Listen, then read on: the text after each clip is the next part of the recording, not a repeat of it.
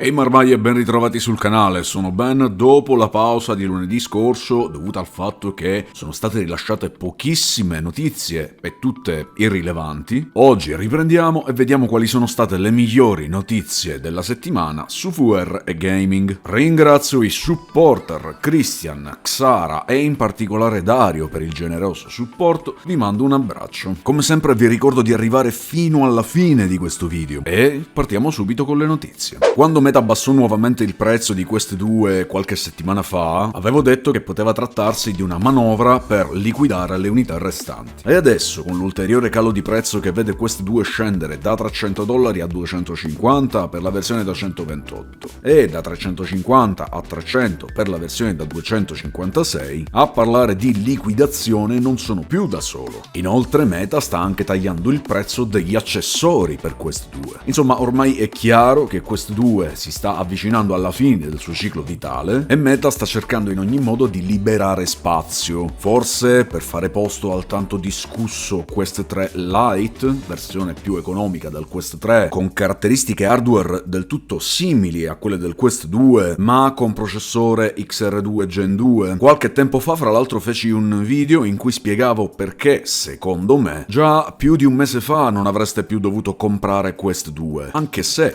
per chi si vuole approcciare per la prima volta alla VR, con questo nuovo taglio di prezzo è un'offerta che non si dovrebbe lasciar sfuggire. Se volete acquistarlo, quindi, trovate i miei link Amazon in descrizione e nel primo commento e il mio link referral per ricevere €30 di credito nello store Meta per l'attivazione di un Quest 2 o €60 per l'attivazione di un Quest 3. Ultimamente sto leggendo tutta una serie di articoletti da strapazzo scritti su siti da 2 soldi che finora la cosa più tecnologica di cui avevano parlato era il ferro da stiro della nonna, e improvvisamente si riscoprono esperti di VR, dipingendo fra l'altro il mercato come disastroso e in perdita. È curioso però, perché se riesci a leggere tra i pop-up pubblicitari che si aprono continuamente, scopri che fanno un giro di parole e contraddizioni dicendo che nello stesso arco di tempo Quest 3 ha venduto più di Quest 2 e che sono stati rilasciati giochi ad alto budget più dell'anno precedente. Insomma, tutto il contrario di tutto, ma noi preferiamo informarci da fonti attendibili che trattano l'argomento in maniera seria, scoprendo quindi che l'app Meta è stata la più scaricata su iPhone. Forse la causa è l'arrivo di giochi come Assassin's Creed Nexus e Asgard Wrath 2, forse l'ennesimo calo di prezzo di Quest 2, o semplicemente il solito periodo natalizio che fa vendere molto un po' a chiunque. Anche PSVR 2 ha fatto il record di vendite. Guarda che PSVR 2 ha venduto pochissimo rispetto a PlayStation 5. Ah sì? E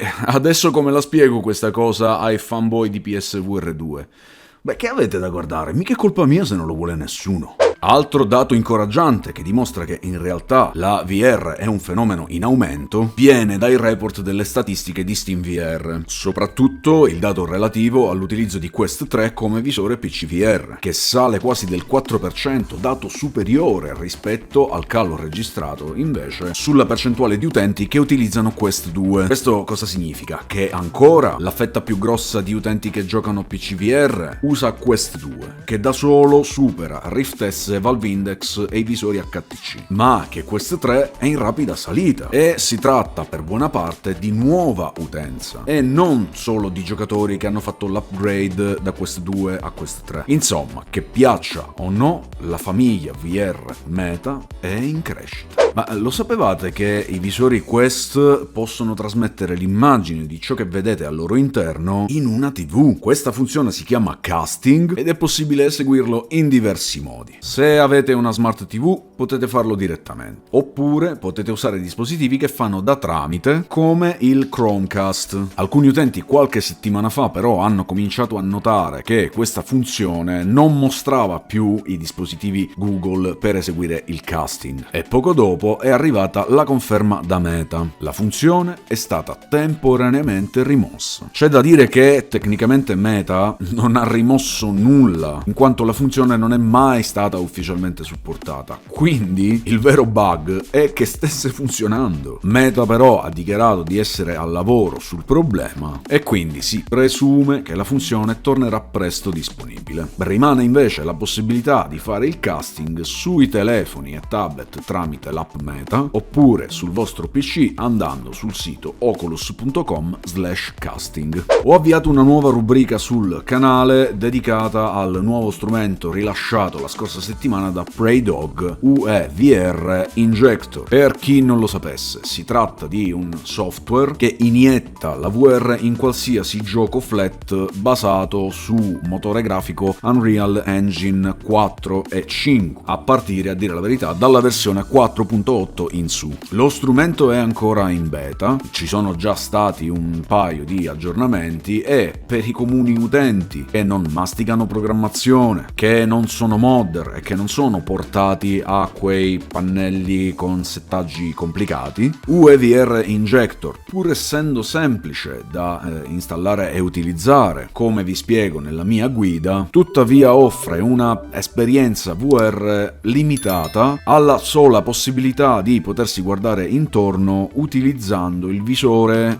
in alternativa allo schermo del PC. In futuro sarà possibile creare e condividere con la community una serie di impostazioni ideali per ogni singolo gioco, oppure altri modder potranno creare le proprie mod e, per esempio, consentire l'utilizzo dei controller in modo più completo, visto che adesso è comunque possibile farlo, ma in maniera molto limitata, tanto che è preferibile utilizzare i metodi di controllo tradizionali come gamepad e mouse e tastiera. UEVR Injector al momento è compatibile con oltre 11.000 giochi, funziona su tutte le piattaforme come Steam, Epic, Game Pass, eccetera, ma è necessario disporre di un PC molto performante e anche in quel caso non è garantito che il risultato sia perfettamente soddisfacente. Insomma, al momento resta un gran bel esercizio di stile, ma aspettiamo e vediamo cosa sarà in grado di fare la community di smanettoni e modder. Cosa? Una nuova versione di chipset Qualcomm Snapdragon XR2? XR2 Plus Gen 2? Ma allora sta davvero arrivando il Quest 4? Tranquilli,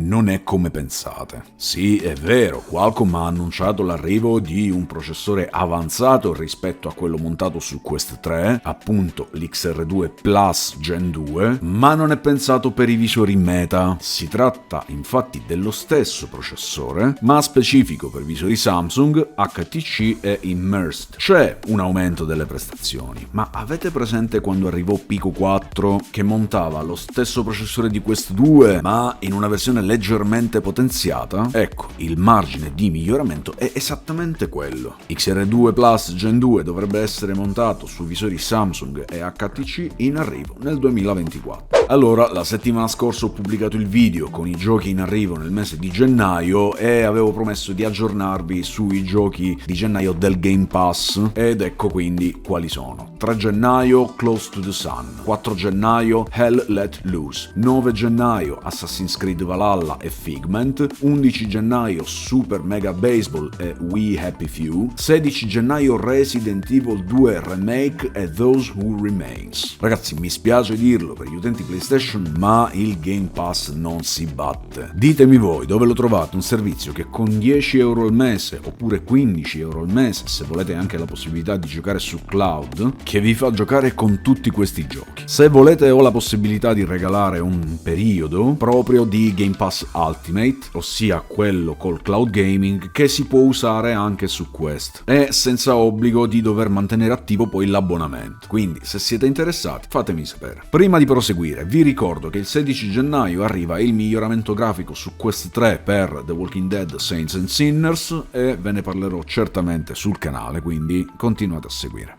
Forse è giunto il momento di riprendere in mano Green Hell VR e purtroppo non la versione PC ma quella su Quest. Ma c'è un buon motivo ed è l'arrivo del DLC gratuito Spirit of Amazonia, un contenuto suddiviso in 3 parti che aggiunge una campagna di circa 15 ore. L'ho giocato per intero su PC flat ed è davvero epico. Non solo la nuova storia è avvincente, ma ci sono tante attività secondarie da svolgere, la mappa è molto più grande, più del doppio rispetto a quella della storia originale e finalmente, grazie a Spirit of Amazonia, si scoprirà cosa è successo prima degli eventi di Green Hell, visto che si tratta di un prequel. Fortunatamente gennaio non è pieno di nuovi giochi, come lo sono stati invece novembre e dicembre, quindi dovrei riuscire a portare qualche contenuto su questo DLC disponibile per la versione Quest e PSVR 2. Ricordate quando vi ho parlato di Journey to Foundation? Se non avete visto il video sappiate che non ne ho parlato bene e ciò che sta succedendo mi sta dando ragione. Archiact, sviluppatore del gioco, sta licenziando buona parte del personale che ha fatto parte dello sviluppo del gioco. I licenziamenti andranno a toccare i rami delle animazioni, direzione artistica, game design, audio, perfino la narrativa. Insomma, tutti quei settori di questo gioco che sembravano provenire direttamente da un gioco degli anni 90, troppo al di sotto degli standard raggiunti negli ultimi anni, anche per la versione standalone. E c'è poi l'enorme elefante nella stanza che è la narrativa, troppo lenta e pesante da seguire, nonostante si tratti di una storia basata sui romanzi di Asimov. Insomma, un brutto gioco. Se devo dirla tutta però preferisco i licenziamenti del personale incapace e rimanere in piedi, cercando di rimediare ai propri errori, piuttosto che piangersi addosso e chiudere l'attività, come hanno fatto quelli di First Contact Entertainment, sviluppatore di quel fallimento annunciato di Firewall Ultra. Certo, parte della colpa è anche per la mancata comunicazione da parte di Sony, come accusano loro, ma quel gioco era merda fumante, con delle meccaniche di gioco rotte anche se fosse stato un gioco flat, con problemi di matchmaking e con tanti altri problemi che hanno decretato la morte in culla di questo gioco. Quindi, First Contact, non date la colpa a Sony, perché se il gioco fosse stato valido, la vostra pubblicità l'avreste avuta dai giocatori al lancio del gioco, che sono stati comunque tanti perché le aspettative erano alte. Bene, anche per questa settimana è tutto, ci vediamo tra i commenti per discutere degli argomenti trattati. Like, iscrivetevi e continuate a seguire, supportate il canale con il tasto super grazie e utilizzando i link che trovate in descrizione e nel primo commento per l'acquisto di Quest 3 e altri visori su Amazon, per ricevere 60 euro di credito sullo store Meta all'attivazione del visore e per entrare nel gruppo Telegram con i link di tutti i miei giochi Meta al 25% di sconto. Da bene è tutto, ci vediamo alla prossima.